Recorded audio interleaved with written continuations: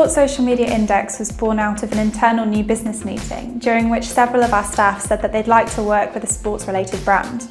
The idea was to create an innovative piece of social activity that would raise our profile in the sport and social media arena. I suppose this was to generate new business leads in a way that wouldn't be seen as speculative door knocking.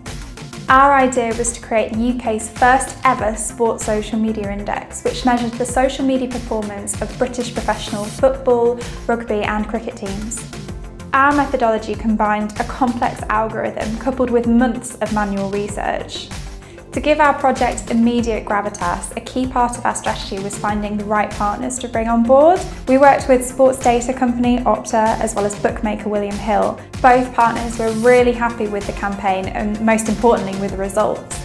And they said yes immediately when we asked them to take part in the 2014 campaign. The index generated 33 separate pieces of media coverage, reaching over 20 million people in our target publications. Social reach topped 1 million. Most importantly, we won new business as a direct result of the campaign. In fact, for every £1 we spent creating the Sports Social Media Index, we generated £7 in new business income. The Sports Social Media Index achieved all of its goals. It's won a batch of national and international awards, and most importantly, it's created a benchmark of social media proficiency amongst professional British sports clubs. It's a legacy piece which we're now taking to different sectors outside of sport, which will return year after year, intrinsically linking UMP to social media best practice.